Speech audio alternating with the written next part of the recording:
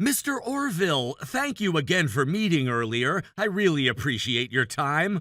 I just wanted to follow up briefly. Our team is currently refining the collaboration proposal. I'd love the opportunity to bring the revised version back to you for a second review.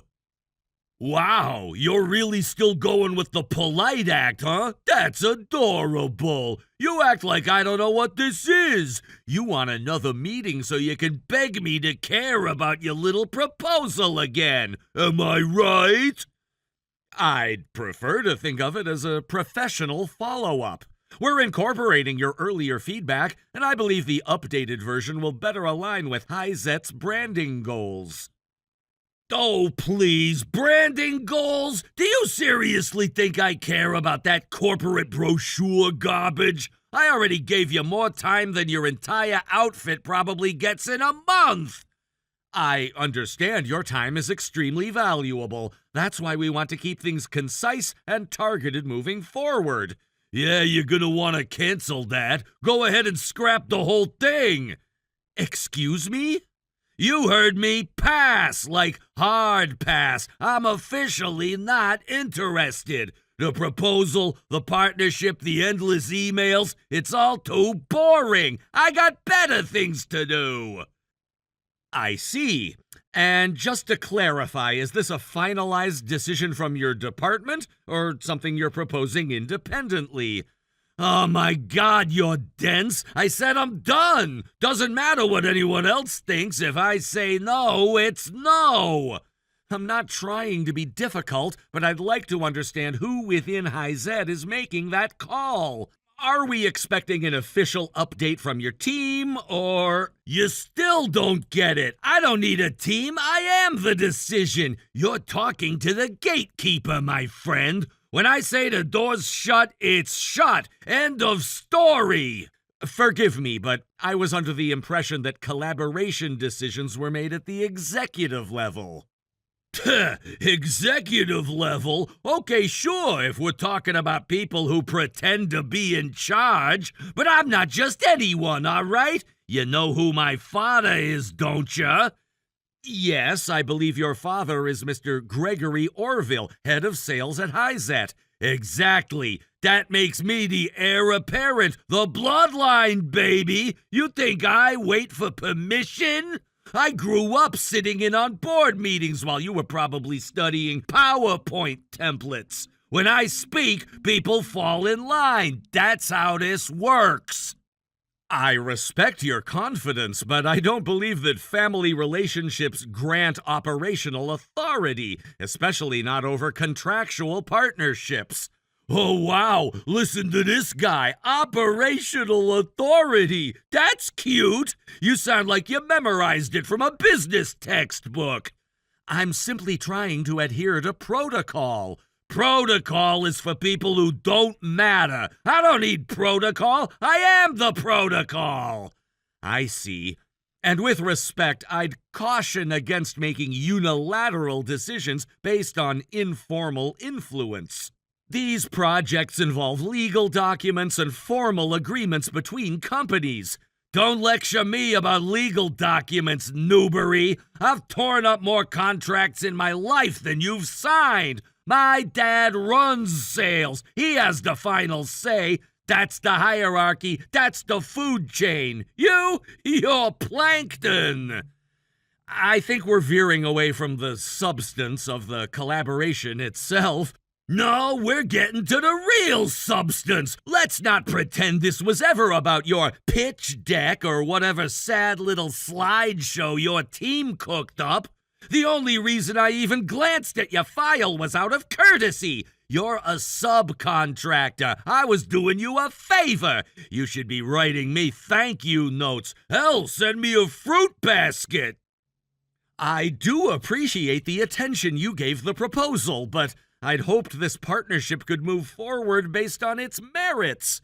Merits? Oh man, you still think this is a meritocracy? That's adorable! Do you know how this industry works? It's about who you know, it's about where you come from. I understand the realities of influence, but despite those realities, Personal background shouldn't override corporate process. Spare me the LinkedIn speech, Chris. You want this project to happen, then learn your place. And your place is wherever I say it is. Mr. Orville, I'm not trying to challenge you. I'm simply saying that as a representative of Zeta Solutions, I'm obligated to communicate through official channels and confirm decisions properly. You're skating on thin ice, kid. You think you sound professional, but all I hear is insubordination. And let me tell you, that tone doesn't play well with people like me, people who matter. I'm only trying to maintain professional-ism. No, you're trying to act like you're on my level, and that's not how this works, not in my world.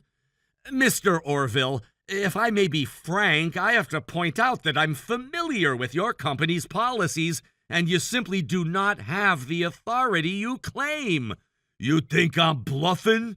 Let me let you in on a little company lore. Your CEO? Yeah, he used to be my dad's errand boy. Like, actually, I'm talking get me my coffee, where are the reports I asked you for level. My dad said jump, he asked how high.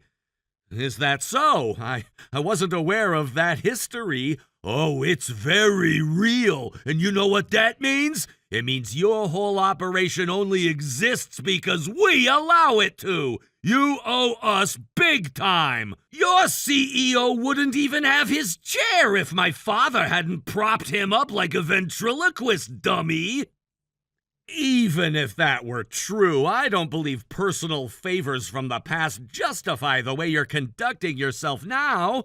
Don't play naive. This is business, not a church picnic.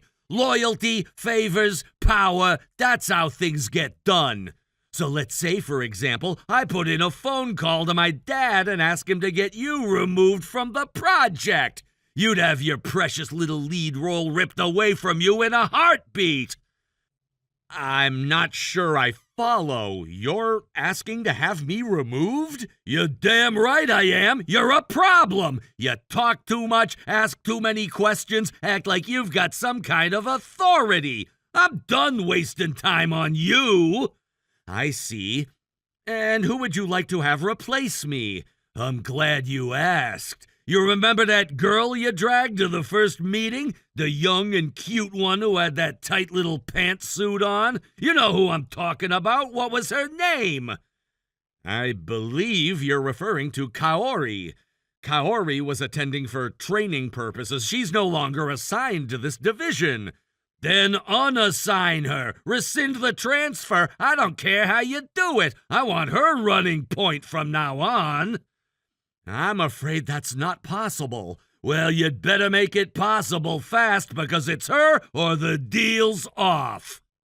She completed her training rotation and was permanently reassigned to a regional branch. She's no longer based at headquarters. So bring her back. Put her back on this. I don't care if she's working out of a snow-covered cabin in Alaska. Fly her in. Set her up in a hotel. I want her.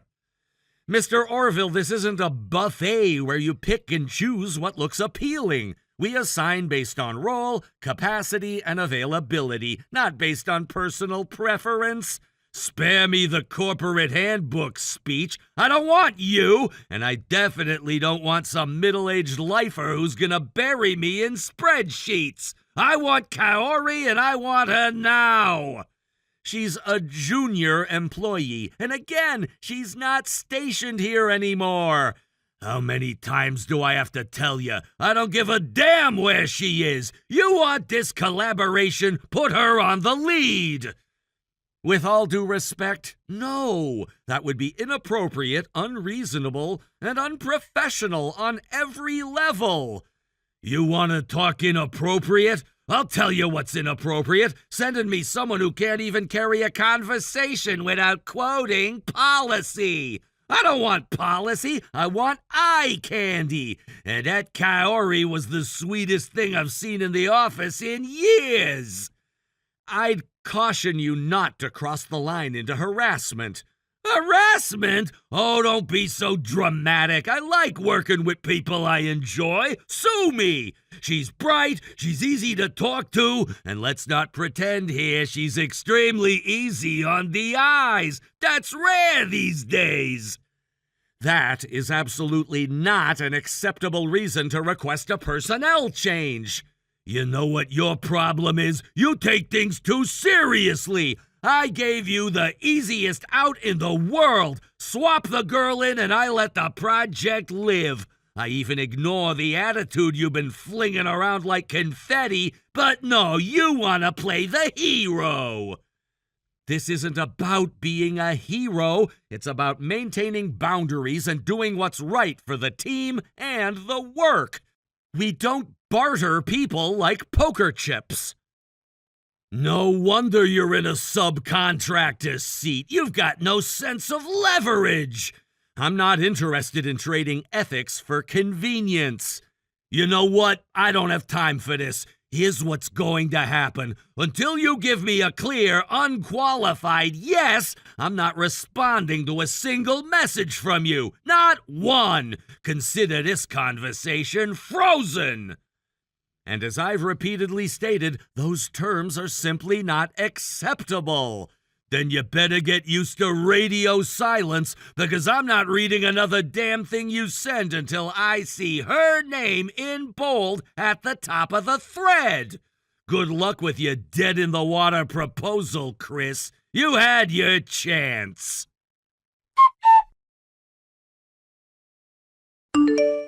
Chris, how are things going on the Zeta Isaac collaboration front? I heard there's been some friction. Yeah, I was just about to message you. It's gotten messy. I'll send over the mid-project status report tomorrow, but I can give you a preview now. Go ahead. What happened? Well, Orville Jr. is demanding that Kaori be reassigned as lead. As in, he literally said, "Give me the girl or the deal's off." What? It started right after the initial proposal meeting. He was staring at her the whole meeting. He didn't even look at the documents. I didn't catch it at first, but after today, it's obvious. He refuses to reply to anything unless we agree to bring her back. Well, that's outrageous. Let me guess. He's a legacy hire? We young'uns call those people nepo babies these days, but yeah, brought in through family consideration, but with a boundary in place. He was assigned to the planning division instead of sales to avoid overlap with his father, but clearly that separation means nothing in practice. Of course it doesn't. That kind of setup is always performative. If he's leveraging family connections to force staffing decisions on a partner company, we're in deep water. It's worse than that. He openly admitted he only entertained the proposal because he liked the way Kaori looked. He called her eye candy and insisted I remove myself. So he's using personal obsession to interfere with a formal collaboration? Oh, wonderful. Well, that's not just unprofessional, it's reputationally dangerous. If this escalates, we won't be the only ones who look bad. I know. I've held the line so far, but if he keeps blocking communication, the project stalls completely. I'll do what I can from our end to keep it stable. No, don't handle this alone. I'll speak directly with the director of the collaboration team and get a read on how much they actually know. Leave the rest to me for now. Thanks. And just a heads up, he threatened to go to his dad if I didn't cooperate, so I'd brace for some drama on the sales side, too. Let him try. If the sales division wants to go to war over this, they're welcome to. But they should know I don't bluff. Yeah, I figured you'd say that. We'll sort it out eventually, but in the meantime, don't cave. No sudden reassignment, no changes to the proposal team. Understood? Crystal clear. Good. Let's keep this clean and discreet. As always. Let's cut to the chase, shall we? It's been a month and I haven't heard a damn thing from you. So tell me right now, did you follow instructions and put Kaori in charge like I told you to? Good afternoon, Mr. Orville. I hope you're well. Regarding the collaboration, everything is proceeding according to schedule and as outlined in the last revision. There have been no delays on our end. Don't play diplomat with me, Newbury. I didn't ask about your precious schedule. I asked if you replaced yourself with Kaori like I demanded. I made it crystal clear, either she takes the lead or the deal is off. So is she running the show now or not? She is not. The leadership of the project has not changed. Unbelievable. You're actually standing there acting like this is still a negotiation. I told you exactly what needed to happen. You don't get to just ignore that and pretend the project's alive. With respect, the project is not only alive, but progressing smoothly. We've already passed the second milestone and are preparing for the integration phase by the end of the week. Everything is moving forward exactly as planned. That makes no sense. I explicitly said the project would not continue unless Kaori was reassigned. You don't get to act like I didn't set the terms. I gave you one condition, just one, and you still managed to screw it up. I understand that was your position, but your department head made the call to move forward. The collaboration has continued without interruption. She took over the oversight role internally and has been coordinating with us directly ever since. No, absolutely not. That's not how this works. She wouldn't just cut me out without saying a word. She knows who my father is. She knows exactly what kind of authority I hold. I can only speak to what's been officially communicated to Zeta. The directive came from your department head, and from our side, the transition was clear and professional. Don't give me that calm corporate tone. This is a damn coup. I said the deal was dead without Kaori. That was not a suggestion. That was a final word. And you went behind my back to keep it alive? Who gave you the right? Respectfully, no one had to go behind your back. The decision came from your own leadership. I had nothing to do with the reassignment. I simply followed the new chain of communication. You're gonna regret this. The minute I speak to her, I'll be back in charge. And this little power grab you pulled, it's gonna blow up in your face. And when I'm reinstated, the first thing I'm gonna do is get Kaori back on this project. You got that? Before you pursue that conversation, there's something you should probably know. Oh, what now? Another excuse? What is it this time? Is she allergic to email? Kaori is married. What? She was married when she joined the company, and she remains married now. It wasn't relevant to her initial role, which is likely why you weren't aware. But given the personal nature of your prior demands, I think it's time that fact was acknowledged. You gotta be kidding me! She was just a trainee!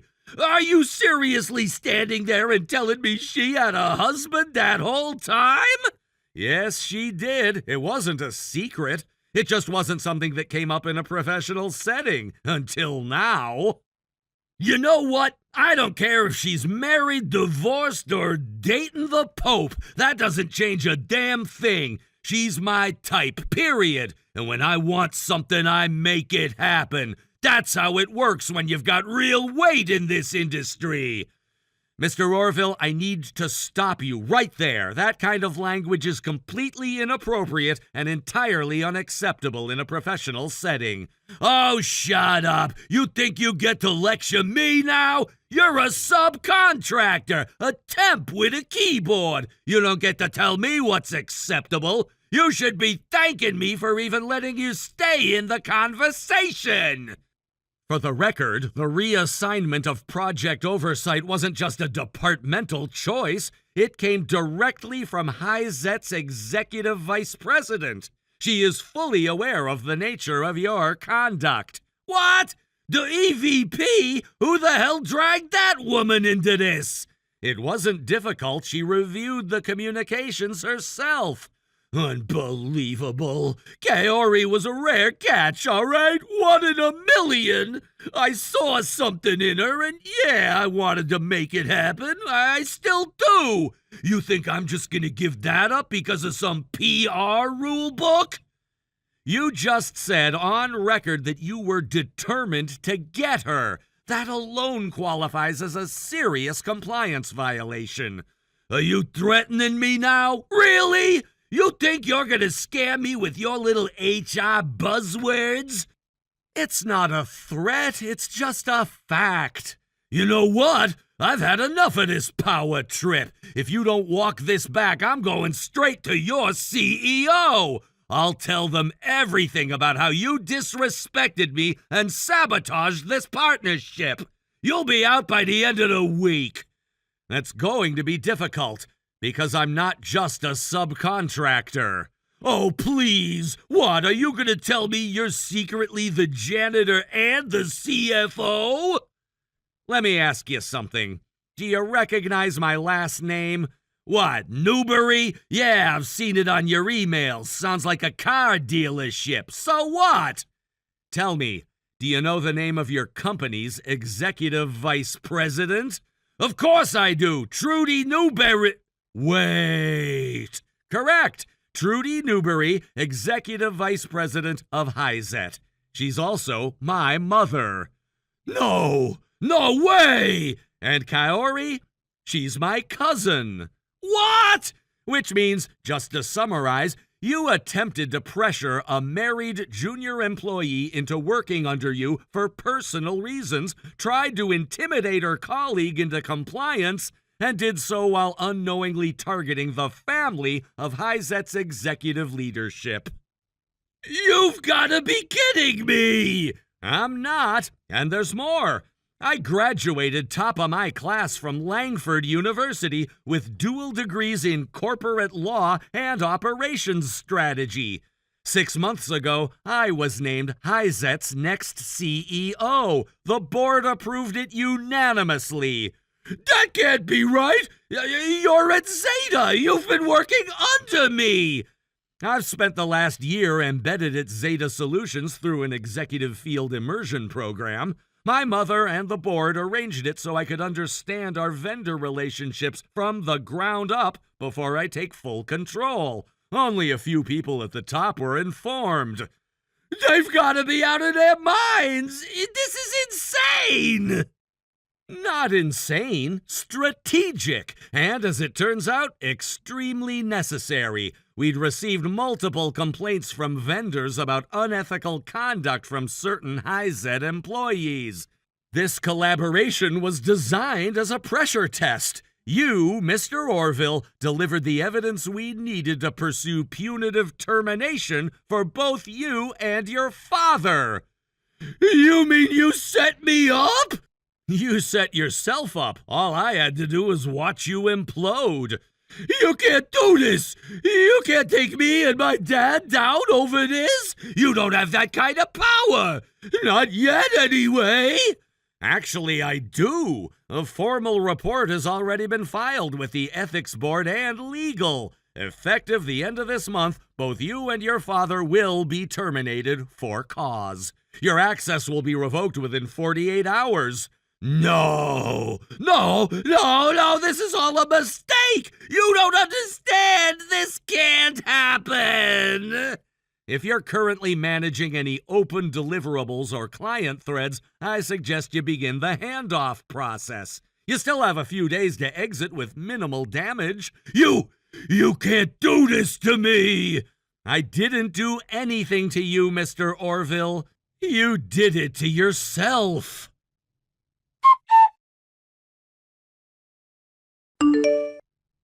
As expected, both the Orvilles, father and son, were terminated by the end of the month.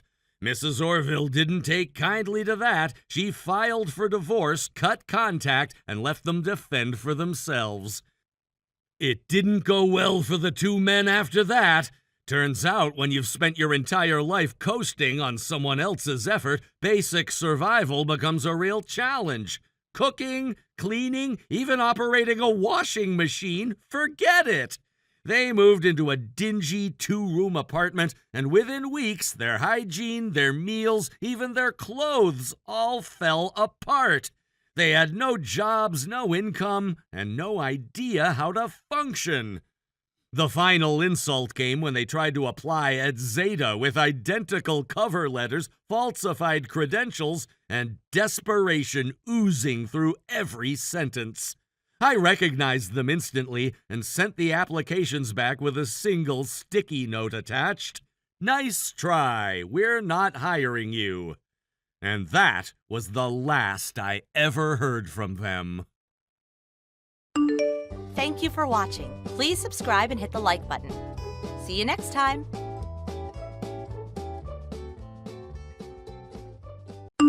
Seems like life must be so wonderful for you since you get to eat all of that delicious-looking food every day. Why did my son have to end up with such a useless wife? Well, I've had enough. Go ahead and continue doing whatever you want around him. Hold on 1 minute, Barbara. What are you going on about right now? Did something happen to set you off? Oh, don't try and play dumb with me. I have known about this all along. About the real person that you are. The real person that I am? I'd really like to know what's going on here. I've been quiet about this for a long time now. I just wanted to let my son stay happy and not cause any problems for him. But now I've had enough and will not forgive you for the way you've acted. I know that as long as you're with him, I will never be able to see the son that I once knew. Huh? Are you talking about that? But I had assumed you already knew that we both couldn't have any kids. And that's because you are defective. Excuse me? You're infertile, making it that you can't have any babies. And since you can't do anything properly, go ahead and just take my son away from me. I have had enough of you. I feel bad having to let him go with you, but I have no other choice. What did you hear from Nicholas that's made you start acting this way? From what I remember, the one that is infertile happens to be your son. Did he not tell you that he was the one that can't make any babies? Stop talking about things that could never be true, okay? I made sure that he was raised to never have any defects like you. He was able to eat good and healthy foods and exercised all the time. So you really think you can just push the issue of being infertile onto him? It's not that simple, though. I've gone and had myself examined as well to see if there was anything wrong with me. And the doctor told me that I'm perfectly fine. So that only leaves Nicholas as the one that could have something up with himself. Stop lying to me. Never blame my son for the problems you have. Especially when he's the one that's always been there to care for you. I'm sorry, but I don't think this conversation is getting anywhere. What do you even mean by Nicholas being the one that's always there for me? You rely on him for everything, right? Everything! He makes you all that delicious food, and he is there to always get all the chores done. He's even given you both a wonderful place to live. And the cherry on top is him allowing you to marry him even though you're defective. There's just one thing I have to say. The one that's making all the food here and cleaning the place is me. And if anything, I have never seen your son even try to help around the house. What made you think that he was the one that ran this house like you've come to believe? What was that? Candace, what makes you think it's a good thing to lie to your mother-in-law? Seriously? What about anything I just said is a lie? I told you what I have known about this the whole time. You may have been trying your best to hide it all from me, but I know everything. You don't even work a job of your own, instead going out to play all the time. And my poor baby has to be the one to do everything to care for you. Really? And who has been the one telling you that? The only person that would know. My son. But my son is a wonderful little man. He's always telling me there's nothing he can do about it, and that he just has to keep acting like the adult. It's so heartbreaking to have to see him fall into your trap. Understood. So it's been Nicholas telling you all of this. And then you chose to just believe everything he told you about us? What are you trying to say?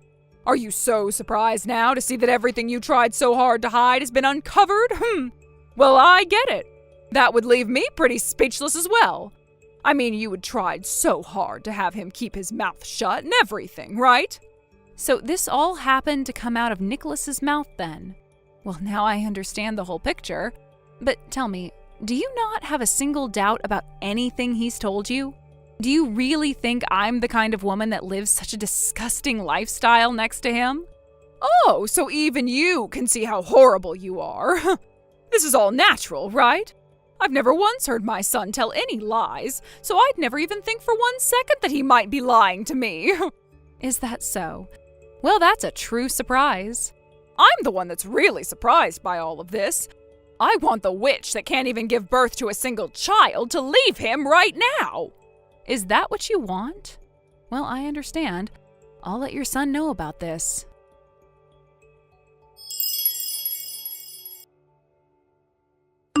Where are you messing around at right now? It's a bit late out now for there to be any business still open looking to hire anyone. Can you tell me where you've run off to looking for an interview at this time? I was just thinking about contacting you. I had just finished a difficult interview and I'm now pretty exhausted.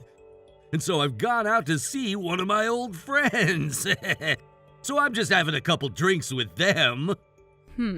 Is that so? You sure you're not at some casino or anything right now? Huh? What are you talking about? I've never been to any casinos in my life, right? But I could have sworn that a little while back I found a coupon from one of the casinos downtown in your suit pocket. Was that not a coupon for a free spin on a slot machine? Are you serious? What are you talking about? I don't remember anything about getting some coupon like that. By the way, are you telling me you've been looking through the pockets of my clothing? That's a little bit strange if you ask me. Don't try to derail the conversation, okay? You came home and threw your suit on the ground before passing out.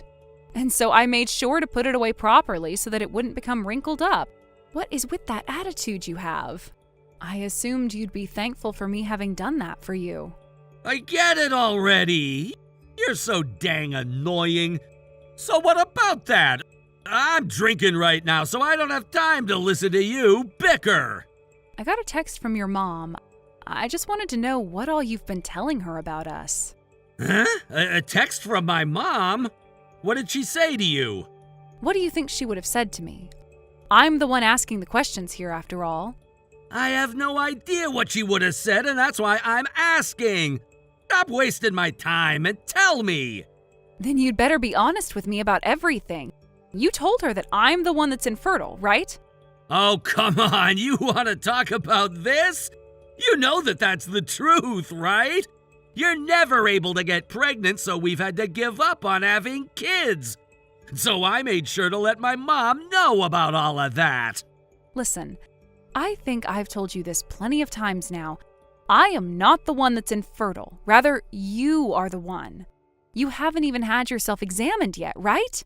I've never heard a thing about men ever being the ones to be infertile. And either way, I could care less about actually having any kids or not. So is this all that big of a deal to you? What? Why are you so upset right now?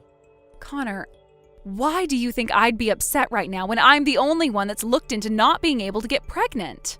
What does it matter? It's not like I told your mom about this. I just wanted to make myself look good in front of my mom by telling her that.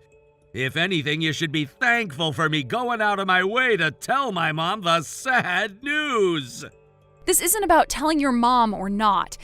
She came to me complaining about all my defects because of what you told her, and then ended our conversation by asking me to divorce you. I should have known. Well, don't worry about that. You don't have to listen to what my mom says to you. I'm sure she's just upset because her cute little boy was taken away from her. And learning that she won't have any grandkids now must have really rubbed her the wrong way, right? You told her more than just that, though. Because of you telling her that you're the one that cooks and cleans the house, she started to picture me as a total loser. Why did you have to say things like that to her? This is becoming such a bother. I told my mom to keep to herself about all of this, and she told everything to you anyway. What do you mean by that? About how I've been the one doing all the chores in the house, and I'm the one that brings in the money for us. If I didn't tell her that, she'd be all up in my business about us. I told you that I have to make myself look good for her, right? So I just used all my time talking with her to make you seem a little less wife-like is all. Huh? You think it's okay to make up things about me just to make yourself look better? I told you already that I'm not telling your mom about any of this, so you shouldn't get all worked up. You're still a wonderful woman to her, and that's all that matters. But because of what you've done, your mom hates me. That's not okay, Nicholas. Now she's going to keep hammering me with complaints until I've left you. And the funny thing is, if I were to leave you, she'd be left with the real loser. Duh, I get it. I'll tell my mom to stop talking with you about any of that from now on. That's not the problem here, though. Since you've told her all that, when you get home tonight, you're going to be the one to finish up the chores. If you're going to be the real loser, I'd like you to at least find a job, and then you can continue messing around.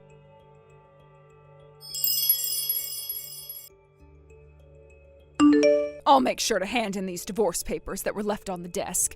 Thanks for getting this all taken care of for me. Oh, so you've taken that with you then? By the way, didn't I tell you this before? It is not at all acceptable to go into someone else's home by yourself and go through their fridge and fish through their things while they're not even home. Huh? Why are you saying things like that to your own mother-in-law? I was just over to make sure everything was going okay between you two. But of course, the real reason was to make sure that my son wasn't in any other trouble with his disgusting wife. Making sure he was okay, huh? What if it's the opposite and you haven't been watching over him enough? I think you'd be better off looking even closer at what your son's been up to. It doesn't matter what you have to say about us anymore. Because I'm about to hand in these papers and have you divorced from my son. So that's okay with you? Well, just be aware that you'll no longer be getting $3,000 a month from me anymore. I'm sure you already know about that though, right? Huh? It's my son that's been the one sending me $3,000 every month. Funny to think that you're trying to get away with telling me a weak lie like that. Oh, so that's also a part of what he's led you to believe. I know that he's the one making money in your house. I'm just glad that after this, he'll finally be away from the defective and fraudulent woman that is you. All right, then. Well, I'm going to stop caring for you now. You don't have to lie to me anymore, Candace. Just know that you'll soon find out who's been the real one lying to you this whole time.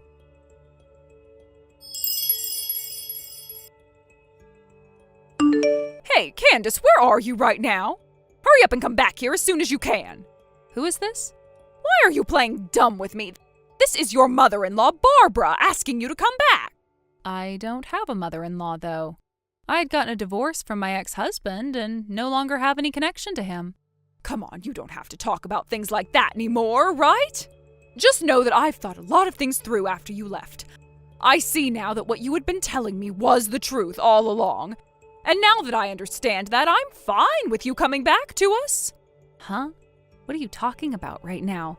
I assumed that everything to do with the two of you wouldn't matter anymore, so I forgot all about it. It would help me if you could explain to me everything that you're going on about right now. I'm talking about the $3,000 you said you were giving to me each month. And this month it'd be really helpful to have that $3,000. So come back to us and give me that money right away. Ah, you're talking about that. Of course I have to say no. What? Come on now. You can't be saying what to me that way, right?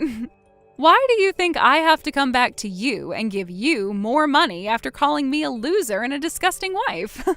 Wait, Candace, what's gotten into you? You seem to have changed into a completely different woman. I've always been this kind of a woman, but kept it hidden from you. So, have you finally come around to realizing that it's your own son that's the disgusting loser? I don't want to have to call him something like that, but you're right. I never thought that he'd be the one to be the real loser. When I found out that after the divorce he still hadn't found a job yet, I felt like I'd just been stabbed. Well, like mother, like son, right? Back then I had been pretty busy myself with work and chores, but you coming to me to complain about everything that wasn't true finally helped me open my eyes to what was going on. I am so thankful that you helped me break free from that horrible man you call your son. Oh, don't say something like that! Both my son and I really think of you as part of our family. And listen, there's still the house that you and Nicholas lived in, so come on back to it.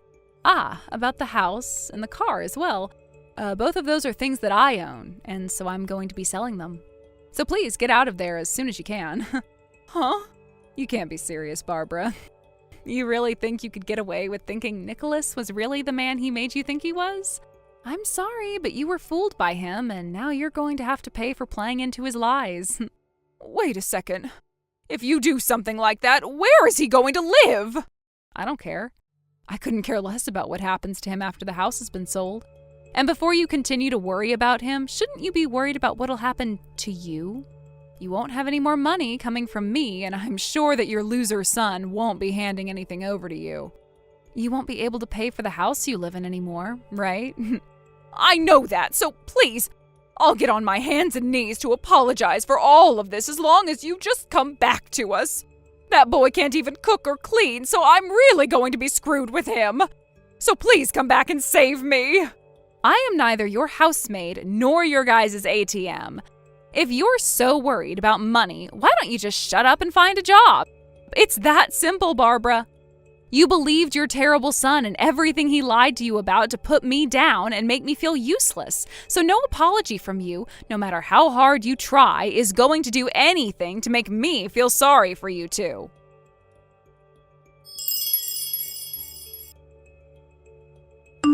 After that, I completely stopped responding to anything Barbara tried to say to me. I didn't care if she called, texted, or sent long-winded apologies. I was done. I went ahead and blocked her number entirely, just to make sure I'd never have to see another pathetic excuse or manipulative message from her again. And just like that, the constant annoyance that had been hanging over my life disappeared. It was like clearing a storm out of the sky. As for Barbara, things quickly took a turn for the worse. She was forced to move out of her beautiful, expensive home, and when Nicholas lost both the house and the car to new buyers, they were left stranded with almost nothing. The two of them, so arrogant, so self-assured, now had to walk a much harder road together. Since they share the same toxic traits, maybe living through their own personal version of hell will finally teach them something. Thank you for watching and listening. We hope you enjoyed the video. Don't forget to like this video and subscribe. Also, feel free to leave a comment about what you thought of the story. We look forward to seeing you at the next story. Thank you for watching. Please subscribe and hit the like button. See you next time.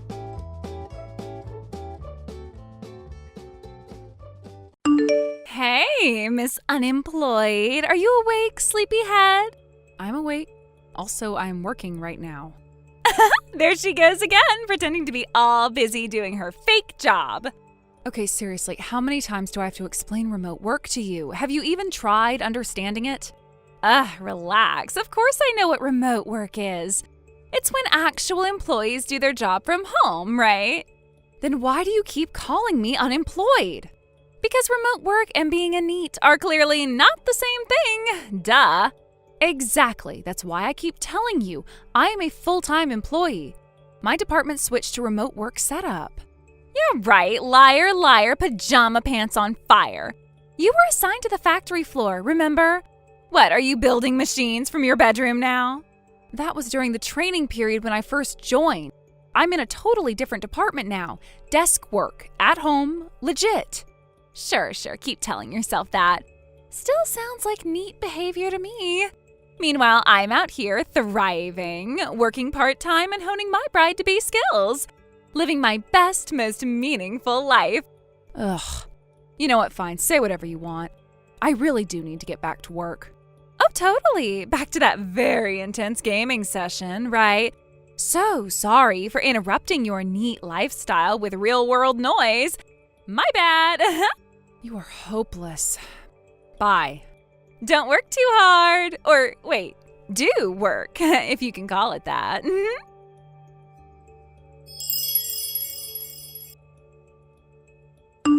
Hey, Maddie, what the hell is going on?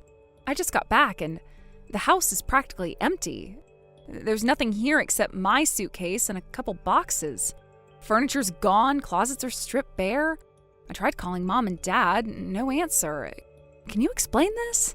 Oh hey, look who finally came crawling back. Thea the globe-trotting NEET. Back from your 2-week vacation of doing absolutely nothing, I assume? It wasn't a vacation. I told you before, it was a business trip. Yeah, right. A business trip for a girl who works from home. Sweetheart, you can stop pretending. No one's buying that remote work fairy tale anymore. Unbelievable. How many times do I have to tell you? I do have a job. I am still a full-time employee. My department went remote last year, you know that? Just because I don't clock into a factory doesn't mean I'm unemployed. Aw, poor deluded Thea. Still clinging to that excuse, huh? You quit your job ages ago. We all saw it. You stopped leaving your room. You didn't even come out for dinner some night. So that's not what working professionals do. That's what NEETs do. You really just decided that, didn't you? Like the moment I wasn't physically going into an office anymore, you made up your mind. Nothing I say now will ever change it, will it? Exactly. You finally get it. So why bother pretending anymore? I mean, come on. It's honestly kind of pathetic at this point. You know what? Forget it. Let's go back to the actual issue. Why is the house empty? Where is everything? Oh, right. Guess you were gonna find out sooner or later. So here it is. We moved out. Me, Mom, and Dad. We're gonna whole new place, nice and cozy. No freeloaders allowed. You what? Yep. And just to clarify, when I say we, I mean the family. That doesn't include you. Are you serious? You moved. Without me? Ding, ding, ding. Winner, winner, chicken dinner. We finally got tired of carrying dead weight. Consider this a little push out of the nest. A lesson in adulting, or maybe a punishment. Punishment for what? For quitting your job? For becoming a shut-in? For draining everyone's patience? For acting like you were still part of this family when you clearly weren't pulling your weight. You really believe that, don't you? That I just sat around doing nothing? Believe it? Girl, I watched it. Every day. You in your pajamas at 2 p.m. playing games and ignoring reality. Don't insult my intelligence. So instead of talking to me, you all decided to disappear? Like, just vanish and leave me to come home to this? Pretty much. We figured it was the only way to snap you out of your little fantasy. And hey, now you get to prove us wrong, right? Go get a job, pay some bills, be a grown-up. Or just stay here and cry. Up to you. Where did you even go? Nice try. Not telling. Wouldn't want a surprise visit from our resident NEET. I don't care about your new address. I'm just wondering how you pulled it off. You guys blow through money like it's nothing. So how'd you suddenly afford a move like this? That's a fun little secret too. Let's just say Dad had a motivation fund stored up for emergencies. And you were the emergency. You're joking. Nope. Oh, almost forgot. Mom and Dad left you a message. Want to hear it? Go ahead. Ahem. We've grown exhausted watching you give up on life. You quit your job, isolated yourself, and refused to communicate. We have no obligation to support someone who's given up. So we made the difficult choice to move on without you. Take care of yourself. You're on your own now. And the cherry on top, they've listed the house. It's being sold. So you've got 10 days, maybe less. Better start packing. Wow. You really went all in on this. No discussion, no warnings, just abandonment. Think of it as liberation. We're free, you're free, everybody wins. You know what? Fine. Maybe I should have seen this coming. You never liked the fact that I started doing things my own way. It always bothered you that I didn't need constant validation, didn't need to show off every little achievement. You hated that I made it work, quietly. So this wasn't about me failing. This was about you needing me to fail so you could feel superior. Ooh, is this your deep monologue moment? Save it for your diary, hun. You were a burden, not a martyr. You and I both know the truth. And one day, when all your smug little lies fall apart, when Mom and Dad are tired of pretending you're some perfect daughter, when life stops being fun and you need help, you'll remember this moment. And I won't be there. Please, keep the dramatics. We're done here. Officially. No more calls, no more texts, no more handouts. You wanted independence, right? Well, here it is. Enjoy it. I will. More than you know.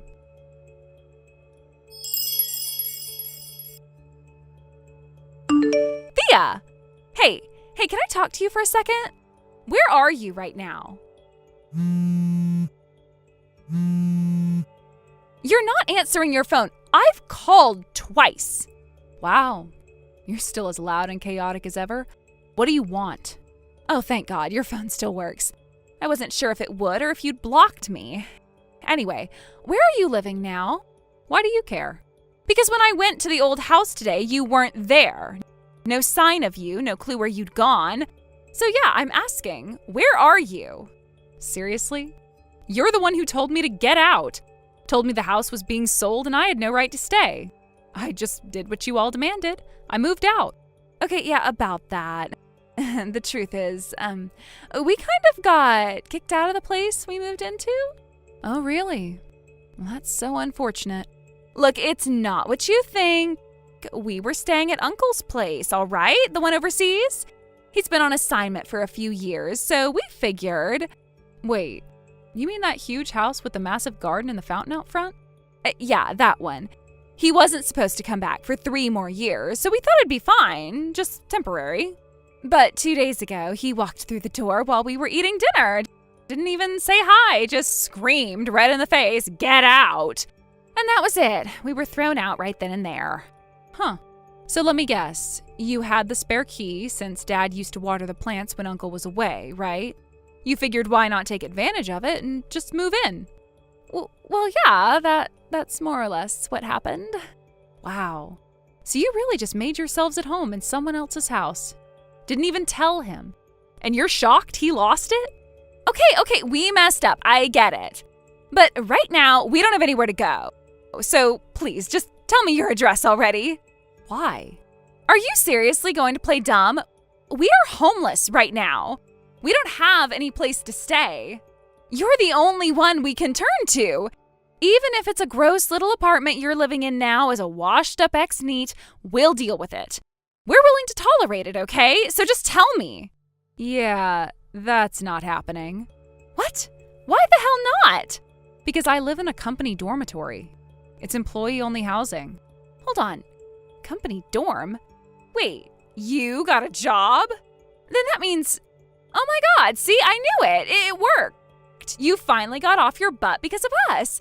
Us kicking you out was the wake-up call you needed. That means you owe us for where you are now. So in return, you can help us out with a place to stay. You're unbelievable. I've been working at the same company ever since I graduated. Excuse me? No, you quit. You went full-on neat, remember? For the 100th time, I was working remotely. It's called a laptop and an internet connection. But I guess that's too futuristic for you. Oh, please, if you're gonna throw that around, prove it. Ask our uncle. What? I ran into him the other day. Well, turns out my company has ties with his. F Corporation, right? I was there on official business. Guess who I bumped into just after he landed back in Japan? We exchanged business cards. He was very interested in the one with my name and job title on it. Wait, so you weren't a NEET? Nope. Never were, never was. Maybe if you actually listened to something other than your own voice, you'd have picked up on that. Or maybe your comprehension skills are just shot. Do you even understand English anymore? You good? Shut up! This isn't the time for your smug attitude. We seriously don't know what to do about housing. What are we supposed to do now? I don't know. Rent a new place? We can't! Why not? I mean, it's complicated, okay? Let me guess.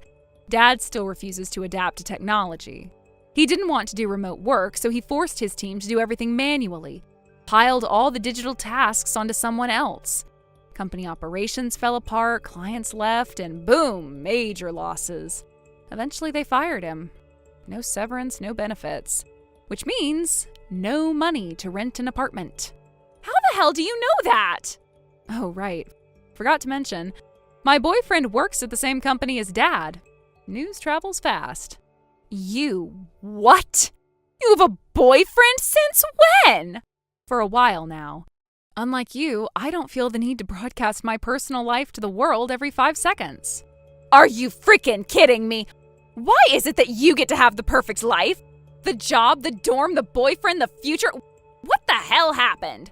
Why did everything fall apart for us and somehow go great for you? You really want the answer? Yes! Because you never listened.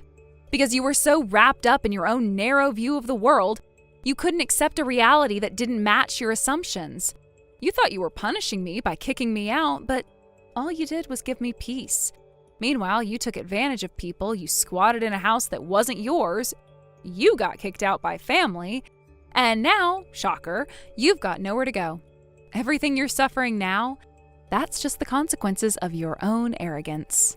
Please, Thea, can't you help us? Just this once?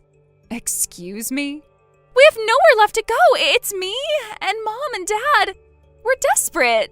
Please, just for a few days, let us stay. We're still family, right? Family? That's rich. Weren't you the one who said I wasn't part of the family anymore? Didn't you all agree I was nothing but dead weight? Oh, that was a mistake. We were trying to help you. We didn't know. We didn't understand.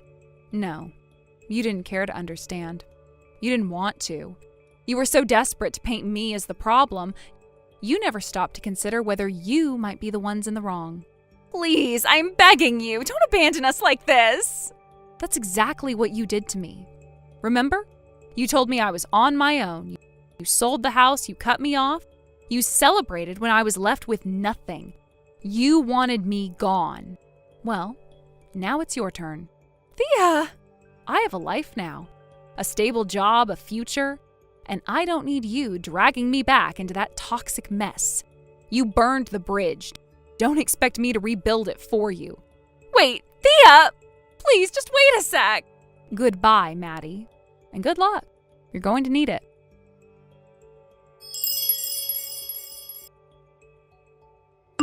Sometime later, my parents and younger sister suddenly showed up at my workplace completely uninvited. The absurdity of the situation was hard to process. They barged in with some twisted idea of a dramatic confrontation, believing they could force me to listen, to return, or perhaps to shame me into submission. But what they didn't realize, what they never took the time to understand, was that the department they stormed into wasn't even where I worked anymore. It was the production messaging department, the one I had trained in when I first joined the company.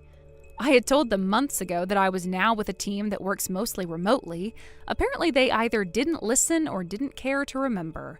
That moment hit me harder than I expected. Standing there, hearing from my coworkers how my family had just walked in demanding to see me, it struck me all at once. They really, truly had not changed. After everything that had happened, after the damage they caused, after the separation, they still didn't bother to learn a thing about me. It was disheartening. Not because they came, I'd half expected them to eventually, but because even in their effort to confront me, they still didn't see me for who I really was. I wasn't their puppet anymore. I was their fallback plan or their emotional punching bag. But they showed up like it was still the old dynamic, as if nothing had changed. Thankfully, my company already knew the gist of the situation. When I had moved into the employee dormitory, I gave HR a quiet but honest explanation of my background, just enough so they'd be prepared in case my family ever tried something like this. So when they arrived and caused a scene, the factory manager was the one who dealt with them, and I will always be grateful for that man. From what I heard, he sat them down and scolded them thoroughly, calmly but firmly. He made it clear that their actions were inappropriate, that their behavior was disruptive, and more importantly, that their access to me was over. Then he sent them on their way. But it didn't end there. My uncle, who had always been a quiet but practical man, apparently saw this as a turning point. He knew that if something didn't change, my parents and sister would try to chase me down again, maybe at my home, maybe elsewhere. To prevent that, he found them a live-in job opportunity far from the city. Now the three of them lived together in a 200-square-foot room in a small hot spring town, working basic jobs that include maintenance and light cleaning. It's humble work, and the pay reflects that. Combined, their income doesn't even reach half of what my father used to make during his salaryman days. They're scraping by, barely, and while I don't wish hardship on anyone, I can't help but feel a sense of distance, of closure. I finally understand that my life no longer has to revolve around them, and maybe theirs can no longer revolve around me. Thank you for watching and listening. We hope you enjoyed the video. Don't forget to like this video and subscribe. Also, feel free to leave a comment about what you thought of the story. We look forward to seeing you at the next story. Thank you for watching. Please subscribe and hit the like button. See you next time.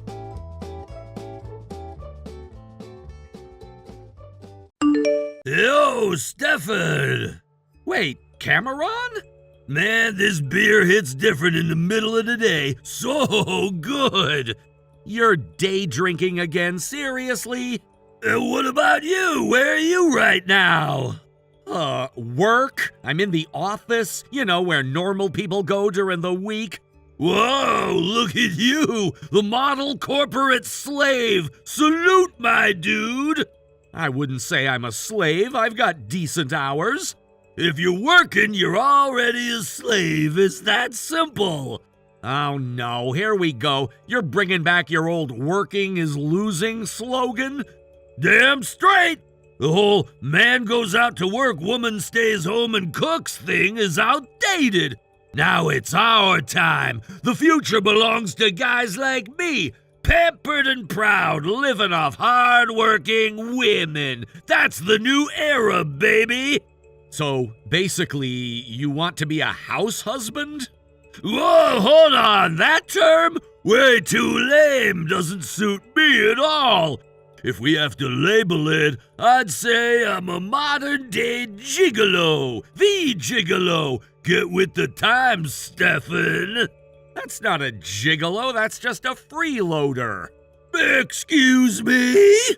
I mean, you're already sponging off your dad, drinking in the middle of the day, no job, no plans, and now you're actively looking for a girlfriend who'll fund your lazy lifestyle? I hate to break it to you, but you're not exactly selling yourself as husband material here. What? You're gonna eat your words, my friend, because guess what? I found her! The woman who'll make my dream come true. Wait, what? You're serious? As serious as my lack of ambition, my dude. The gigolo era is about to begin in full force. Okay, first of all, please stop calling yourself that. It's embarrassing. Second, who on earth is this poor woman?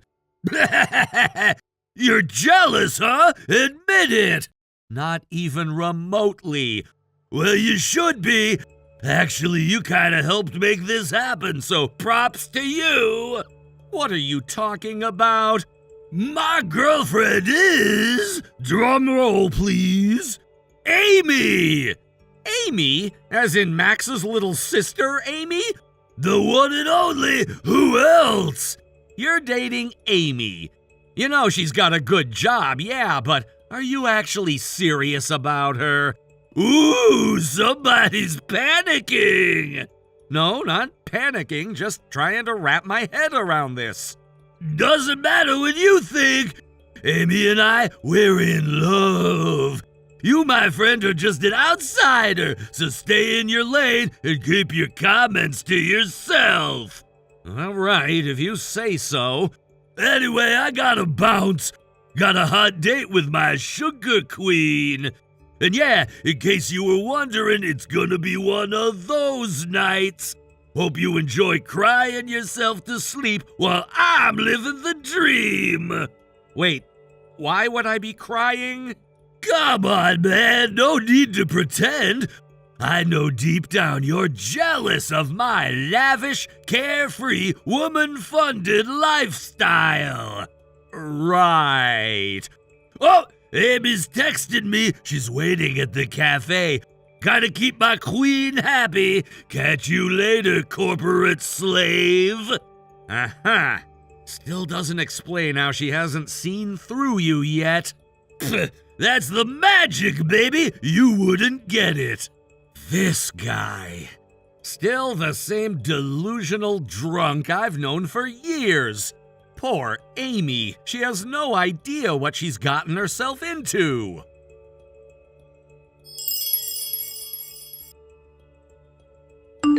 Yo! Bro, are you serious right now? What is it this time?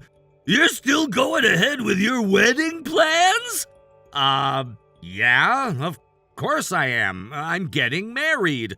Oh my God, you're actually going through with it? This is gold! Why is that funny? What exactly do you think is so weird about it? Dude, you don't have a bride! What? Amy's mine, buddy. I claimed her. You missed your shot. Are you drunk again? Maybe. What gave it away? I mean, you've clearly had more than a few. It's kind of amazing you don't end up in the ER at this rate. Please, I'm built different. I'm a tank. No, you're just a mess. Every time you drink, your brain turns into word salad. Say what now? You probably are with Amy right now, I'm guessing. But just because she earns more than you doesn't mean you get to ride on her back forever. She's got her own life to deal with, you know. Whoa, look at Mr. Responsible giving me a lecture. That's adorable. But newsflash, you're not her dad, so back off, man. I'm just saying, don't leech off her like it's your life mission. You're crossing into full-on embarrassing territory with that the gigolo stuff.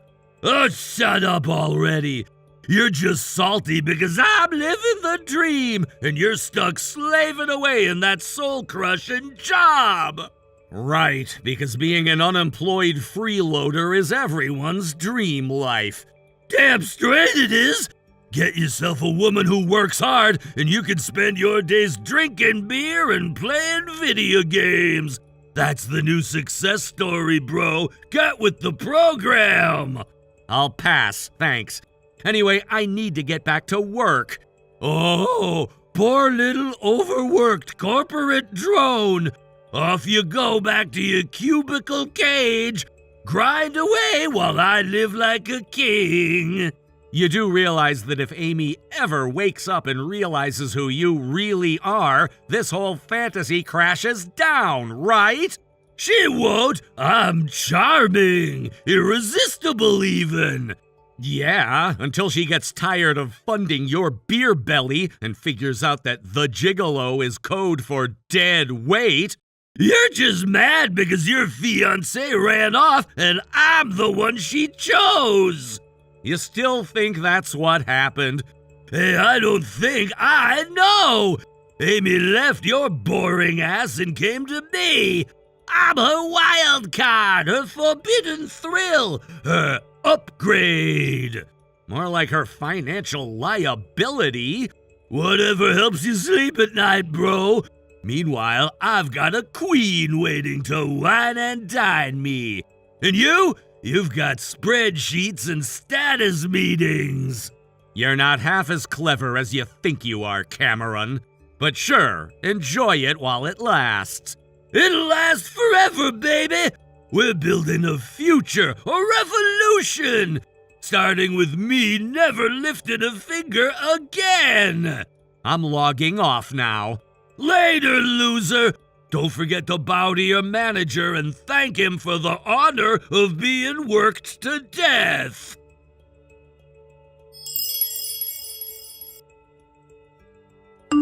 Hey, Max. It's me, Steven. Sorry, are you still awake? Yeah, I'm up. Is everything okay? Kind of. This might sound like a weird question, but did you know that Amy is dating my brother? Wait, what? My sister is dating your brother? That's what he told me. And judging by how smug he sounded, I don't think he's making it up. Wow. Okay. Do you want me to be honest? Please, I already have a pretty good idea what you're thinking, so don't hold back. Amy's... well, she has a history. Let's just say she's got a real talent for attracting the worst kind of guys. You mean the whole magnet for losers kind of thing? Exactly. Deadbeats, freeloaders, guys with alcohol issues. That's basically been her entire dating resume. Then yeah, that checks out. That's definitely my brother. Right. You've told me before how you constantly worry about him, how he drinks too much, can't hold a job, always causes trouble. And Amy, well, I've told her so many times that she needs to stop with this pattern. But you know how things are between us. We're not exactly best friends. Yeah, you've mentioned that. I remember you said the two of you can barely have a conversation without it turning into a fight. Exactly. So even when I try to say something, she just tunes me out. In one ear, out the other. It's like I'm invisible. That sucks. But honestly, I get it. At some point, they're adults. They're going to do what they want, no matter what we say. Yeah, that's how I'm starting to feel too.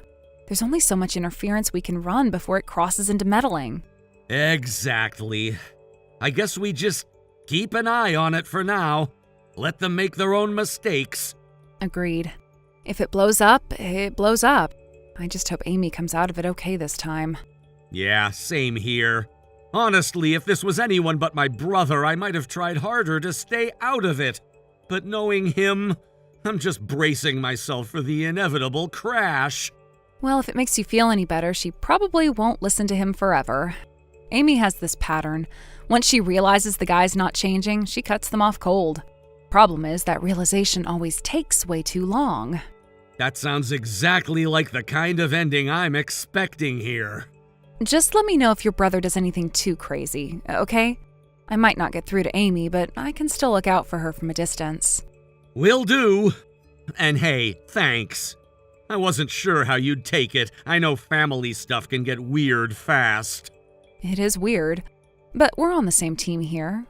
We both want to protect the people we care about, even if they don't make it easy. Yeah. And, well, with everything else going on, I don't want this to mess up what we've got coming this weekend. No worries. I've got my game face on. We're going to make this weekend awesome. Thanks, Max. I mean it. Always, Steven. We've got this.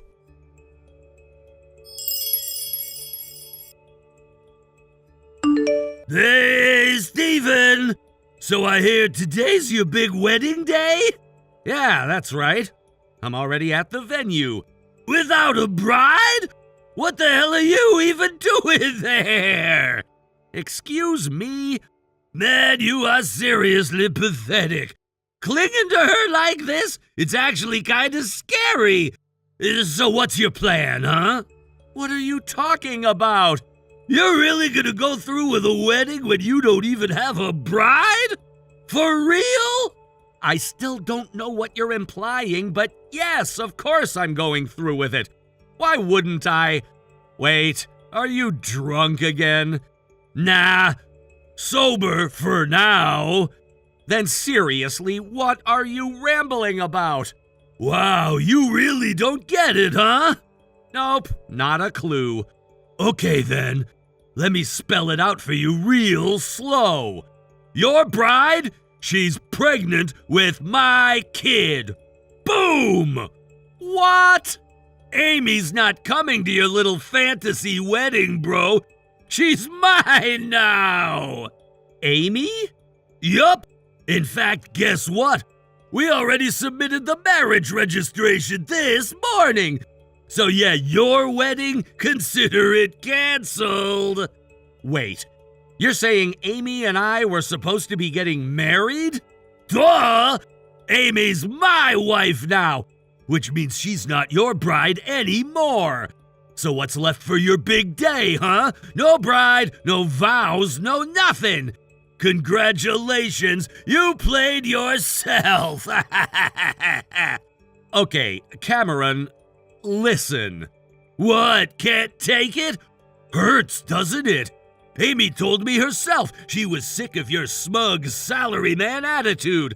Said I was way more exciting than some corporate drone. Cameron, my bride is Max. What?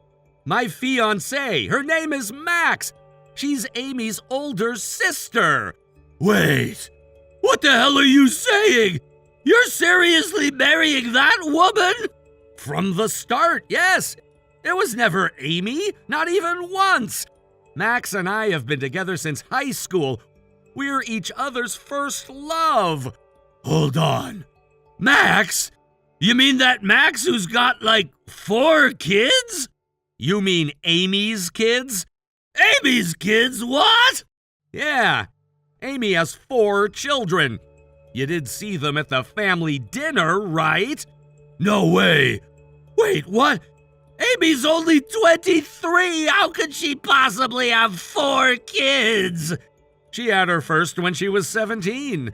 Since then, she's had 4 children without ever getting married. No, that can't be right. To support them, she's been working as a hostess. Apparently, she's ranked number 2 at her club. Makes decent money, but with 4 mouths to feed, it's still a struggle. No, you're lying. Amy's a hotshot interior designer. She said so during the family introduction dinner. That's Max's job. Wait, what? Oh, right, you were drunk out of your mind that day, weren't you? You probably got it all mixed up. Amy being 23 made it easy to assume she couldn't be a mom of 4. So in your head, you just swapped all the details between the sisters. No! This can't be happening! So, congrats, I guess. Looks like you're about to be a father of 5. What? Amy's pregnant with your child, right? And since you just married her this morning, that makes you her new husband and an instant father figure to 4 kids, soon to be 5. Hold on, wait! No. I'm the modern bachelor, the gigolo. I don't work for a living. Well, you better start. Amy said she's quitting her hostess job now that she's married. What? So get ready, Dad. Those kids are gonna need food, clothes, school fees. You've got some serious responsibility coming your way. No, this can't be real. I didn't sign up for this. Too late. Anyway, we're about to start the ceremony. You and Amy should get here soon. How the hell do you expect me to show up in this situation? All right, suit yourself. Either way, best of luck. You're really gonna need it.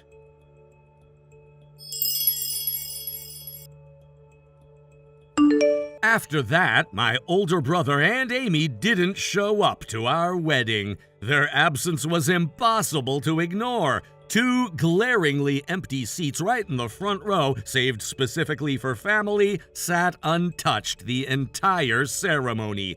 Guests whispered, speculating, trying to piece together what might have happened.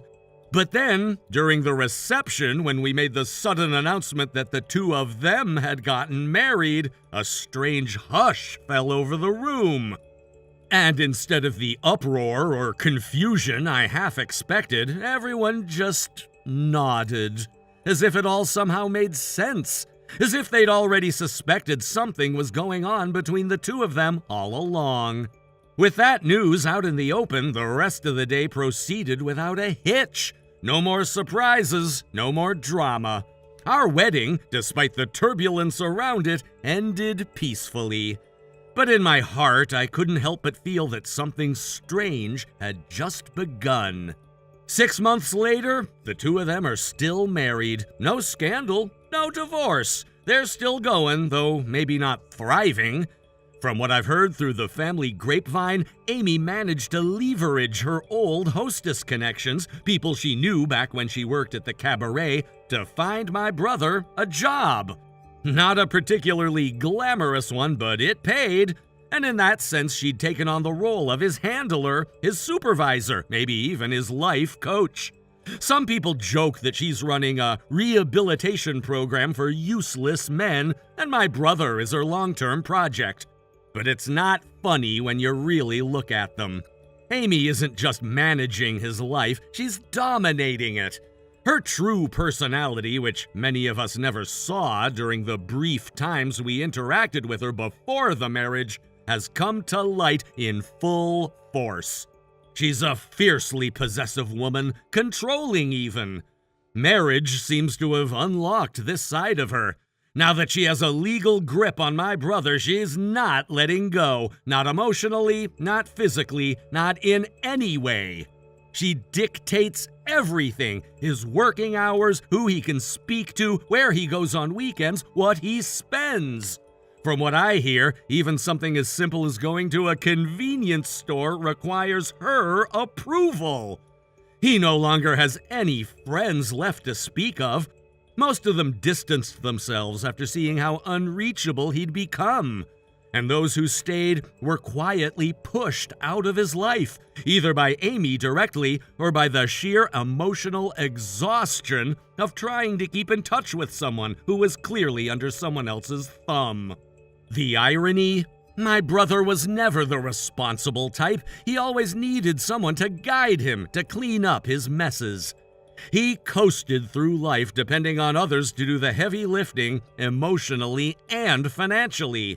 In that sense, Amy might have been the only one willing, or perhaps desperate enough, to take him on as a project. But now, seeing him like this, it doesn't feel like a love story. It feels like a long, slow erosion of who he used to be. Just a few days ago, I happened to spot him in town. It was completely by chance. I was on my way back from running errands when I saw a man pushing a large double stroller with 3 more kids clinging to his sleeves. It took me a moment to even recognize him. His shoulders were slumped, his face pale, dark circles under his eyes, and a distant, almost hollow look in his eyes. He didn't see me, didn't even glance up. He was too focused on managing the chaos of 5 young children, all screaming, fussing, pulling at him. He looked like someone whose soul had been vacuumed out of him, just surviving, existing. That moment stuck with me. For a long time, I stood there watching him disappear into the crowd, a man completely consumed by the life he'd ended up in. I wondered if he thought about leaving, if he'd ever tried, if he'd even believe he had the right to walk away anymore. Amy has him so tightly wrapped in rules and responsibilities that I doubt he remembers what it felt like to be free, or to make choices for himself. And then there's Amy. Some say she genuinely loves him in her own twisted, authoritarian way. Others believe she married him because he was easy to mold, someone she could bend to her will. Maybe it's both. Maybe she wanted to build a life with someone, but only if she could dictate every part of it. If he resisted, maybe things would have fallen apart. But he never really had it in him to push back. He just fell into place like a puzzle piece in someone else's grand design. People on the outside see them and say things like, "They're still together, so it must be working." But that's not how I see it. Survival isn't the same as happiness, and staying together isn't the same as growing together. What I see is 2 people trapped in a loop, one driven by control, the other by inertia. The worst part? No one can reach him now. My parents tried. His old friends tried. Even I sent a message once or twice, but Amy always intercepts, always reroutes. She manages everything about his life down to his social circle. And if he sees our messages, we'll never know. He never replies, never reaches out, never asks for help. I don't even know if he remembers how. Thank you for watching and listening. We hope you enjoyed the video. Don't forget to like this video and subscribe. Also, feel free to leave a comment about what you thought of the story. We look forward to seeing you at the next story. Thank you for watching. Please subscribe and hit the like button. See you next time. You're going to be here today, right? Everyone's really looking forward to seeing you here since it's been such a long time now. They all want to see what kind of horrible wife you've become after spending all that time avoiding everyone here. Why would you say something like that? Have I done anything wrong? I'm just speaking the truth is all. We all know that you don't care at all about your in-laws and that you'd rather be off on your own, only taking care of yourself, right? But thankfully, I am a very kind and thoughtful mother-in-law, which means that I'm going to forgive you for all of that. And to make sure you understand just how kind of a woman I am, I made sure that today everyone would be eating high-end filet mignon. And that's why all of my family is really looking forward to this gathering and to seeing you here. Since you're Brandon's wife, you're going to be filling your stomach up on all kinds of high-end salts, all right? What do you mean by that? Well, you never seem to be able to take a hint. You're nothing like the rest of my family, all right? It would be a waste of money letting you eat some of the finest meats that I can buy. So the only thing a stranger like you will be eating today is the steak salts that everyone else could care less about. Really? Did you just call me a stranger? Yes, I did. A terrible wife like yourself means nothing to my family, and that's why we can't even think of you as part of us. Ugh. Why did my son ever end up marrying a woman like you in the first place? Besides, the fact that his wife is completely useless, he's a perfect man. Is that right? Then forget about your allowance. What? If you're going to say that I'm not your family or anything anymore, then there's no reason for me to really be sending you any more money. Huh? What are you talking about? To me, you're nothing more than a stranger, but to you, your in-laws should all still be considered your family. That's just common sense, right? So you have the responsibility as my son's wife to keep that money coming to us. I completely understand your way of thinking, Patty, so please allow me to go and have a word with Adam about this. Sure, go ahead. But that's not going to change anything for you. That boy will understand my way of thinking completely and won't let you get away with such a lawless action. Anyway, you'd better be at this family gathering today, May.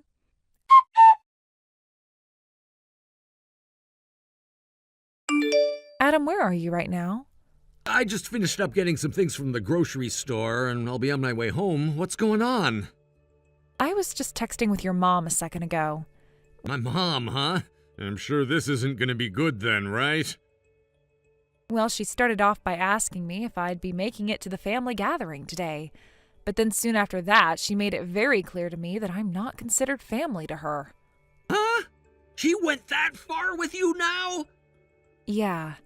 She told me that to make her family all happy, she went and bought a bunch of really expensive filet mignon. But since she doesn't see me as a part of the family, the only thing I'll be allowed to eat is the steak salt. Do you want to just stay home from that stupid event? Honestly, I really don't want to go to that stupid event. But if I don't show up this time, then things will only become worse the next time around, right? I was being honest this whole time about having to work all the time and never being able to attend those gatherings. So this time I should actually go. I think the reason she said something like that to me, about me not being a family to her, is because I haven't been going out to see anyone recently. Maybe it was just meant as a joke or something. Well, if that was meant to be a joke from her, it was not a very funny one. But if you're saying that you'd like to go this time, then I guess we're going.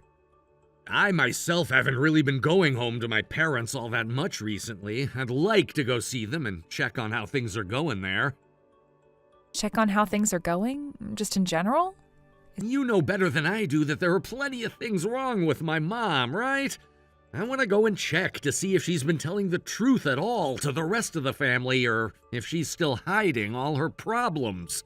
In the past, lots of people have been hurt by what she was doing, so I just have to make sure things aren't getting bad again. Is that right? Well, I guess today we're really heading over to my parents' house then. But if there's anything that makes you want to go home while we're there, let me know right away. Then we can get the heck out of there.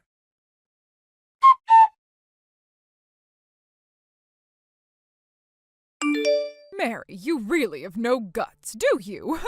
Getting picked on by your mother-in-law is something you need to deal with as my son's wife. What were you thinking showing up here today only to turn right back around and leave like that? Are you trying to make me look bad in front of the rest of my family? I never thought that you'd actually have a plate ready for me at the dinner table filled with nothing but garlic salt. Everyone else had a nice steak and vegetables on their plates, yet I had nothing more than salt and a shot glass filled with water. What you've done hasn't only pissed me off, but it's upset your own son now as well. And when Adam starts to get upset like that, your job as his wife is to make him settle down, right? You really are so useless, always blaming others for your own faults. Huh. Could you tell me why you always have to treat me like this, Patty? Well, there's not any kind of deep meaning to it, actually. I just happen to not really like you at all. I had made such a fine young man, and you came out of nowhere and completely ruined him. I don't want some thief like you becoming a part of my family, so why should I have to cater to you when it's so much easier just to treat you like said thief? Also, the reason my son never comes around his own parents anymore is because of you, right? Who is the real menace to this family, I wonder? I do apologize for all the times I've not been able to come out to see you all, but all of those times I had really been busy with work and could not afford to leave that work behind. However, just because of that, you've gone and treated me like a complete stranger? Actually, much worse than a complete stranger. And now you've just gone and done it in front of everyone else in the family. I really don't want to say something like this to you, Patty, but that money you're being given every month is the money I've worked countless hours for. What was that? So now you're going to try to play the victim here? The only reason I gave you all that salt was because you've been getting a little plump lately. You should be very thankful that I was so thoughtful today, yet for some reason, you don't seem to care at all for my thoughts on your figure. Well, if that was really the case, then why salt of all things? Wouldn't that only make me fatter in the end? Ugh, I'm done with this, Patty. It seems that no matter what I say, no matter what I do, your way of thinking is not going to change. Would you stop trying to play things off like I'm the one in the wrong here?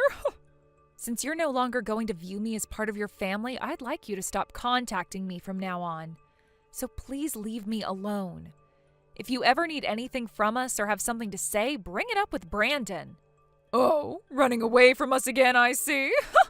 Well, that's totally fine with me. As long as you keep that money coming to me, I won't say another word to you.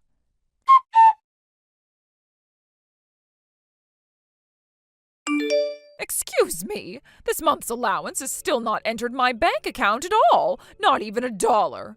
Did I forget to mention to you that it is your responsibility to be sending me that money each and every month since you're Adam's wife? If you're not going to keep up with your responsibilities, then I'm going to have you divorced from my son. Now, this is just what I remember, but I believe that last time I told you that I'd stop sending you money from now on, right? Or did I perhaps forget to say that to you? I don't ever remember you saying something like that to me. And had you, I would most definitely have said no to that. Let me ask you something, Patty. Could you please tell me why exactly I have to keep sending you an allowance each month? Because I don't quite remember what the reason was, if there even is one. You don't remember? My reason is because you're my son's wife. And your primary job as his wife is to shut up and listen to what his mother tells you. Then can you please explain to me why over time you've been asking for more and more money from me? What? At the start you were only asking for around $400 a month from me. But over time you continued to ask for more and more until it came to around $1,500 a month. Do you really need that much money from me? I told you this already. There are still some payments left over on the loan we took out when we had part of the house reformed. And with my husband's income only, there were parts of our life that we felt a little uncomfortable because we were so close to not having enough money. I heard that reason from you before, but are you really only using this money I'm giving you on paying off that loan? What are you trying to say? Well, it's just, ever since I started to send you money each month, you've become more and more outgoing and overbearing. Also, you've been trying so hard to not let your husband know anything about the money I'm sending to you. You must have another reason for why you need this money from me, and one that would upset your husband very much if he were to find out, right? There's no reason like that. But you never say anything about this to him. You still understand that, right? Well, that's too bad, because I've already brought it up with him. What did you just say? I have told you again and again not to say anything about this to him. You really are completely useless to me. Well, let me just say, it wasn't me that went to him about all of this. He realized that something was up and came to me asking some questions about it all. He said that he noticed how much more flashy your choice of clothing had become and wanted to know from me if there was anything going on with you. He then said to me that if there is anything going on between you and my family regarding money, to let him know about it. So, then, you told him about that allowance? I did. It's the truth, after all. And then, after telling him about that money I've been giving you, he started to tell me some things that I had no idea about. There has never been a point this whole time your husband has been paying off that loan where you've handed him any money to help pay it off. So let me ask you one last time. Where is that money I give you every month going? You lied to me about that helping pay off the loan, all so that you could milk all that money off me, right? Recently, I've been wondering why he's been so cold around me. So this has all been because of you, huh? Don't start blaming me for your issues, Patty. Anyhow, I'm not going to be sending you any more money for the time being, as I do not support you going out and wasting it on things that are not related to your husband in the house. So you have no idea what could happen to you by turning your back on me and not listening to what I've said. I'm going to make sure you and Adam are no more.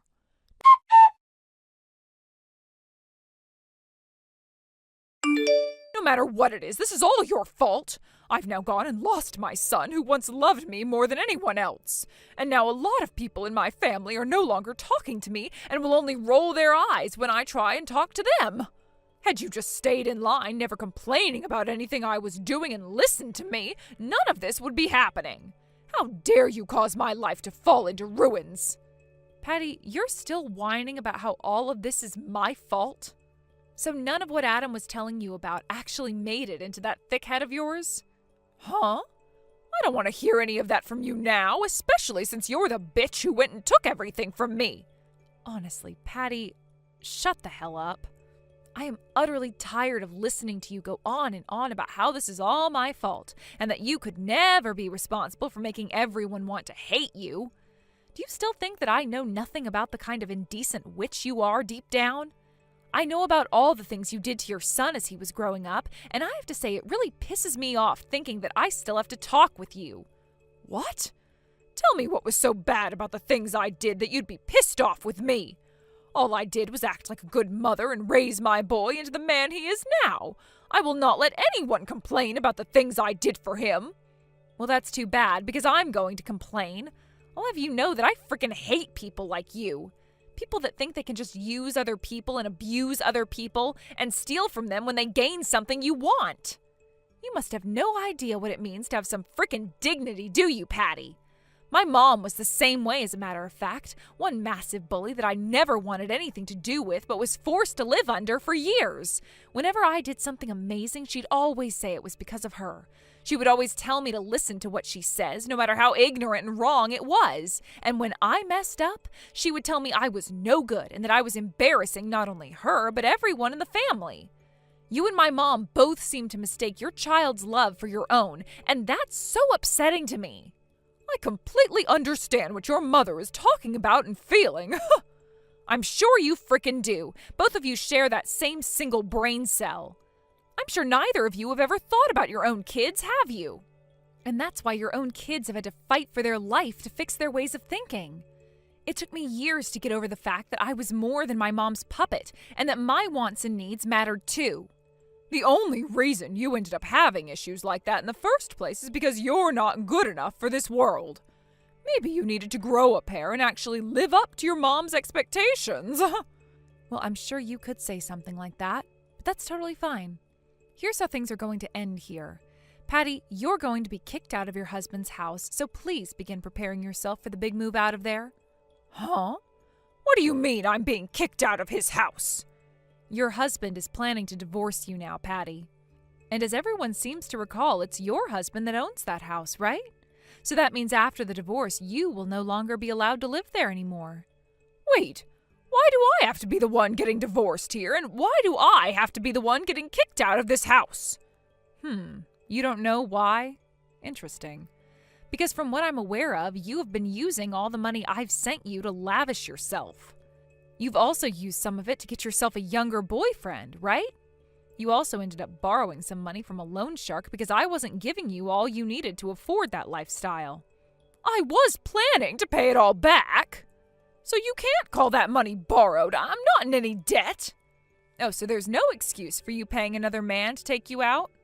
That's because to me, I'm not actually paying him to go out with me. He and I are in love now. Honestly, I can't tell if that's a joke or not, but that's not my problem. How about you go and tell your husband about that now and see what he thinks of it? I'm sure he'd love to find out that you're in love with a younger man you've been paying to take you out now. Anyway, your husband has also noticed some of your shared money being used up, so he's made sure to count that all up as well. And he's going to make sure you pay him back that amount. No way! Arya, can you please do something to set my husband straight? I'm sure if you go to him saying that what I've done wasn't all that bad, that he'll listen to you and stop trying to get this divorce. Oh, have you forgotten already? I'm not your family. You said it yourself that I'm nothing more than a complete stranger to you. So I'm sorry to say this to you, but I am not that kind of a stranger. I know some are willing to do a lot for others that they don't know, but I don't have that kind of heart in me. No. What should I do here then? Well, I think the first thing you should start to do is find yourself a new place to move to. How does that sound? Can you at least get my son to think about cutting ties with me? My husband is going to throw me away, and my own son wants to cut ties to me.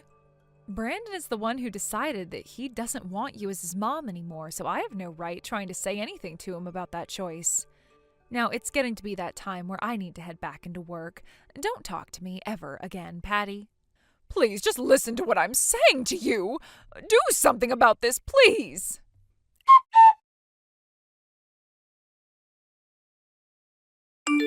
After Patty divorced her husband, her life took a downward turn. She lost her home as her husband forced her out of the house. Left with no place to go, Patty clung to the hope that someone in the neighborhood might take her in, convinced of her charm and believing herself to be an exceptional woman. She began knocking on doors, asking her neighbors for shelter. However, her past arrogance worked against her. Patty has always been the type to flaunt her son's accomplishments, treating him like a trophy to showcase at every opportunity. This behavior has earned her the disdain of nearly everyone in the neighborhood. On top of that, rumors about her personal life circulated among the residents. Many knew about the man that she had been paying to date her and the romantic feelings she harbored for him. These revelations only deepened the animosity towards her. Consequently, no one wanted to offer her any help or even engage in a conversation about her plight. Faced with rejection from everyone, Patty realized she couldn't stay in the area and decided to leave. Desperate, she turned to her family and returned to her parents' home, a place she hadn't visited in nearly a decade. Her arrival, however, was met with suspicion. Her relatives were wary of her sudden reappearance and questioned the reason behind her divorce. Due to their curiosity, no one confronted her directly or sought an explanation. Instead, they kept their distance and regulated her to living in the basement, isolated and humiliated. Patty withdrew from the world. She stopped seeing the young man she had once claimed to love and chose to shut herself in, rarely venturing outside. Meanwhile, my own life with Adam has improved significantly. With less stress, I've been able to refocus my energy on work, which is already paying off. I'm on track for a promotion, and Adam is also striving for a similar advancement in his career. We've both been busy with our jobs and haven't spent much time at home lately. However, we have a shared goal. Once we're both in stable, higher positions within our companies, we plan to slow down and focus on starting a family of our own. Thank you for watching and listening. We hope you enjoyed the video. Don't forget to like this video and subscribe. Also, feel free to leave a comment about what you thought of the story. We look forward to seeing you at the next story. Keith, can I ask you something? Why are Bailey and her 5 kids running wild in our guest room? Oh, Heather, what's wrong? Didn't I tell you? When I mentioned that our honeymoon would be at a luxury hotel in Jamaica with a suite, Bailey's kids got really excited and insisted on coming along. And of course that means Bailey had to come too. So I booked them an additional room at the same hotel. That is not what I'm asking about. My question is why your childhood friend and her 5 kids have joined us on our honeymoon, a trip that's supposed to be just the 2 of us. Oh, that. They wanted to come along, so I thought, why not? I figured it'd be fun for them. Right now, they're having a bit of fun in our room just for the experience of seeing a suite. But don't worry, they're not actually staying in our room. They'll be in a separate one, so relax. Excuse me, what? Hey, come on, even though Bailey's my childhood friend, she knows not to interrupt our honeymoon nights together. I mean, Bailey's considerate like that, you know? If she were truly considerate, she wouldn't have tagged along on our honeymoon in the first place, especially bringing 5 poorly behaved kids along with her. This is beyond inconsiderate. Whoa, whoa, poorly behaved? That's a bit harsh, don't you think? Harsh? Just look around. The bed, which was neatly made, is now a disaster. The flowers on the vase are all over the floor, and there's water spilled everywhere. Not to mention, they raided the minibar, with juice and snacks all eaten up and wrappers scattered around. The mess is so bad we'll have to call housekeeping to clean it up. I can only imagine what the hotel staff will think when they see this chaos. It's downright embarrassing. They're kids, Heather. You can't expect them to be perfect. Cut them a little slack. Cut them slack? Leaving this mess is just irresponsible, and you know the hotel won't just turn a blind eye to it. Someone needs to teach them what's unacceptable behavior, and I'm pretty sure that big wine stain on the carpet is from Bailey herself. This isn't just about being considerate. This is definitely going to get us a warning from the hotel. Oh, come on, it's our honeymoon. Relax a little and don't stress over every detail. Having my childhood friend and her 5